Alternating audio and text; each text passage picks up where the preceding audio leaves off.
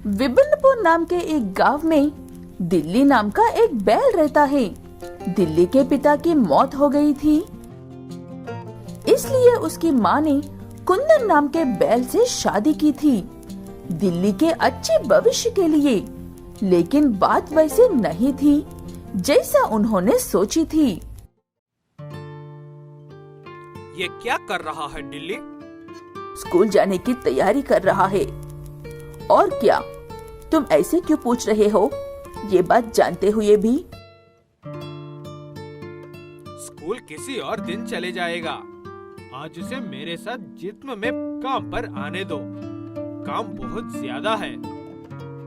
ले जाना है तो दोनों बच्चों को ले जाओ ना। घर में चुन्नू भी है, दिल्ली की ही उम्र का। इस बात का कुंदन कोई जवाब नहीं देता है और दिल्ली को ही अपने साथ लेकर जाता है और उसके खुद के बेटे को स्कूल जाने देता है। वो देखकर दिल्ली माँ को बिल्कुल भी अच्छा नहीं लगता है। दोनों बच्चों के साथ बिल्कुल भी एक जैसा बर्ताव नहीं हो रहा था। कुंदन खेत में दिल्ली से बहुत मेहनत करवाता है, इसलिए दिल्ली शाम को घर लौटने के बाद इतना थक जाता है कि बिना कुछ खाए और हाथ मुंह धोए ही जाकर सो जाता है। वो देखकर दिल्ली की माँ कुंदन से, मैंने तुमसे शादी दिल्ली के अच्छी भविष्य के लिए की थी, उससे ऐसी मेहनत ही करवानी है तो मुझे तुम्हारे साथ और रहने की जरूरत नहीं है। दोनों बच्चों में इतना फर्क बहुत गलत है। ऐसी बात नहीं है। आज दिल्ली को लेकर गया था ना, कल चुन्नू को लेकर जाऊंगा। मैं बस बताता नहीं हूँ, सब जानता हूँ। ऐसे कहकर कुंदन अपनी पत्नी को समझा लेता है और कही हुई बात के मुताबिक अगले दिन चुन्नू को अपने साथ काम पर लेकर जाता है। वो देखकर दिल्ली की माँ कुंदन पर सिर्फ थोड़ा सा भरोसा करती है, लेकिन शाम होते ही वो भरोसा भी खत्म हो जाता है। चुन्नू को देखकर साफ पता चल रहा था कि उसने एक पैसे की भी मेहनत नहीं की है। वो सुबह जैसे तैयार हो गया था अभी भी वैसा ही था, लेकिन इस बात पर दिल्ली की माँ कुछ भी नहीं कह पाती है। खाना लगा दिया है, सब आकर खा लो, ठंडा हो गया तो अच्छा नहीं लगेगा। पहले मैं और चुन्नू खा लेते हैं, काम करके आए हैं ना, थक गए हैं। तब तक दिल्ली को बाजार भेजकर नहाने के लिए एक साबुन मंगवाओ। दिल्ली उसकी माँ कुछ भी कहने से पहले ही पैसे लेकर खुद ही बाजार भाग जाता है। दोनों माँ बेटे बहुत दुखी थी, लेकिन वो अपना दुख किसी को भी नहीं बता रहे थे, एक दूसरे को भी नहीं। परेशान माँ एक दिन धोए हुए कपड़े सुखा रही थी, तभी उसे एक सांप काट लेता है और अस्पताल ले जाने से पहले ही उसकी मौत हो जाती है। तुम्हारी माँ की अंतिम संस्कार होने तक यहाँ पर रह सकते हो, उसके बाद अपना सामान बंद करके यहाँ से निकल जाओ, समझ गए ना? ठीक है कुंदन जी, जैसी आपकी मर्जी, मैं चला जाऊंगा आपके घर से। ऐसे कहते हुए दिल्ली अपनी माँ के अंतिम संस्कार करने के बाद उस गांव को छोड़कर चला जाता है। दिल्ली की माँ चाहती थी कि वो बड़ा आदमी बने, इसलिए दिल्ली पढ़ाई पर थोड़ा सा ध्यान रखकर कभी का ध्यान व्यापार पर लगाता है। ऐसे समय गुजरता जाता है। दिल्ली थोड़ी सी ज्ञान और होशियारी से बहुत बड़ा व्यापारी बनकर गांव में लौट कर आता है। उसी गांव में पढ़ लिख कर पोस्टमैन की नौकरी कर रहा है कुंदन का बेटा चुन्नू। दिल्ली भाई, ये आपका घर है? आप तो बहुत बड़े व्यक्ति बन गए हो। माफ करना, उस वक्त में पिताजी की वजह से मैं बात नहीं कर पाता था, और अब ये मत समझना कि मैं आपके पैसे देखकर बात कर रहा हूँ। मुझे पता है भाई, इंसान को पहले नजर में ही जान लेता हूँ मैं, इसीलिए यहाँ तक पहुँच पाया हूँ। और बताओ, पिताजी कैसे हैं? चुन्नू कहता है कि कुंदन के पिता की तबीयत बिल्कुल भी ठीक नहीं है। उसके हार्ट का ऑपरेशन के लिए जो पैसे लगेंगे उन पैसों के लिए चुन्नू खेत बेचना चाहता है, लेकिन कोई उसे अच्छा खरीदार नहीं मिल रहा है। चुन्नू समय के साथ इतना स्वाभिमानी हो गया है कि कुछ भी हो जाए वो किसी का ऐसा नहीं लेगा। इसलिए किसी तरह अपना भाई की मदद करने के लिए दिल्ली ऐसे कहता है, मैं शहर छोड़कर इस गांव में इसीलिए तो आया हूँ मेरे भाई। हमारी माँ ने उस खेत में काम किया था। उस खेत के लिए तो मैं कितने भी पैसे देने को तैयार हूँ।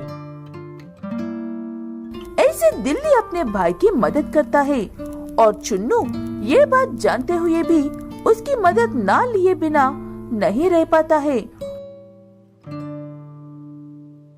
और जब ये बात पिता से कहता है तो उसे समझ में आता है कुछ सालों पहले उसने कितनी बड़ी बेवकूफ हरकत थी कहकर। लल्लीपुर नाम के एक गांव में हीरालाल नाम का एक बैल अपनी पत्नी लल्ली गाय, बेटा बेसन बैल और बेटी बर्फी गाय के साथ रहता है। हीरालाल की माँ मरने से पहले उसे ये बात बहुत अच्छे से 100 बार समझाकर मरी थी कि बेटियां किसी काम की नहीं होती है, शादी करके अपने घर चली जाती है। एक बेटा ही होता है जो वक्त पर माँ बाप के साथ रहता है। इस बात पर हीरालाल को तब यकीन होता है जब उसकी बहन किसी दूसरी बहुत बड़ी समस्या की वजह से अपनी माँ के अंतिम संस्कार पर भी नहीं आ पाती है। इसीलिए मेरे बेटी की हर ख्वाहिश पूरी करना मेरी जिम्मेदारी है और जब वक्त आएगा मुझे संभालना उसकी जिम्मेदारी है। सिर्फ 100 रुपए ही तो मांगे हैं, क्यों ऐसा कर रहे हो? वो भी तो तुम्हारी बेटी है। वो बिना वजह खर्च करने के लिए थोड़ी मांग रही है। कौन कह रहा है उसे पढ़ने के लिए? घर के काम वाम सिखाओ, कुछ ही सालों में शादी करके बेच देंगे। अभी पढ़ाई का खर्चा, तब शादी का खर्चा, ये तो हमें लूटने के लिए ही जन्म लेती है। बर्फी बिना कुछ कहे उदास होकर अपने कमरे में चली जाती है। लल्ली भी इस उल्टे बैल से क्या बहस करना कहकर वहाँ से चली जाती है। लल्ली उसे घर चलाने के लिए मिले हुए पैसों में से थोड़े थोड़े से पैसे बचाकर बर्फी को पढ़ाती रहती है। बर्फी के पास पढ़ने का कोई भी साधन सही नहीं है, फिर भी वो हमेशा क्लास में फर्स्ट आती है और बेसन के पास सब कुछ होने के बावजूद भी हमेशा आखिरी आने का रिकॉर्ड बनाकर रखता है अपना।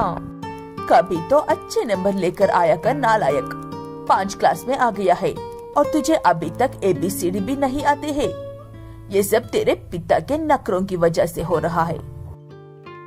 तो फिर उन्हीं से कहो ना माँ, मेरा दिमाग क्यों खा रही हो? आपको और कोई काम नहीं है क्या करने को? ये क्या तरीका है बड़ों से बात करने का? कहीं से सीख कर आ रहा है ये ऐसी बातें? लल्ली, क्यों उसे परेशान कर रही हो? ठीक से बात करना भूल गई हो क्या तुम? ऐसे हीरालाल हमेशा लल्ली को ही चुप करवाने की वजह से लल्ली को बिल्कुल भी अच्छा नहीं लगता है और वो अपनी बेटी को लेकर अलग रहने का फैसला करती है।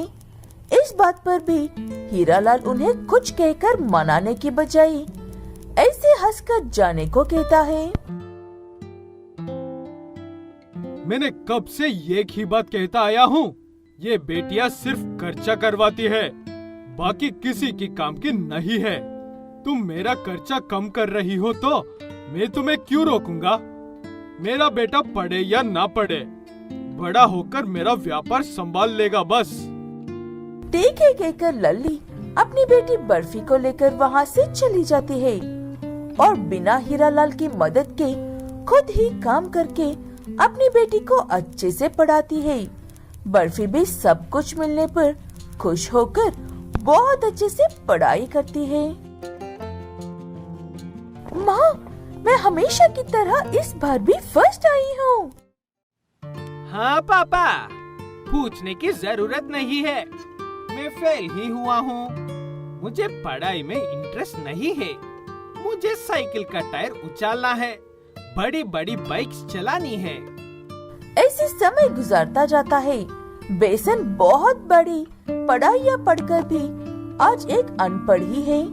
वो अपनी महंगी महंगी बाइक्स के चक्कर में अपने पिता की सारी जिंदगी की कमाई और व्यापार बेच देता है। अब ये सिर्फ घर ही बचा है बेटा। लगता है मैंने तुम्हारा माँ की बात नहीं सुनकर बहुत बड़ी गलती की है। अभी भी वक्त है, रास्ते पर आ जाओ। घर नहीं है पिताजी, घर था। मैं बेच दिया इस घर को भी पिंकी से शादी करने के लिए। पैसे उसी के पास है। मैं भी वहाँ पर जा रहा हूँ और आपको भी कोई आकर धक्के मारने से पहले घर छोड़ दो। ऐसे कहकर वहाँ से चला जाता है बेसन बेल। वो बात सुनने के बाद घर की दीवारें पकड़कर रोने लगता है हीरालाल। तभी वहाँ पर बर्फी और लल्ली आते हैं। मैंने तुम्हें समझाने की लाख कोशिश की थी, लेकिन आपने मेरी एक नहीं सुनी। मेरी बेटी आज एक बहुत बड़ी अफसर बन गई है। ये बात सुनकर अपने बेटे को नालायक मत समझना। तुम्ही ने उसे ऐसे बनाया है, वरना वो भी आज कोई अच्छा काम कर रहा होता। तुम सही कह रही हो लल्ली, सारी गलती मेरी ही है। मैं ही अंधा हो गया था। मुझे माफ कर दो तुम दोनों। लल्ली और बर्फी कहते हैं कि वो घर उन्होंने ही खरीदा है, तो कहीं पर भी जाने की जरूरत नहीं है। तब से वो सब मिलकर एक परिवार की तरह अच्छे से रह सकते हैं।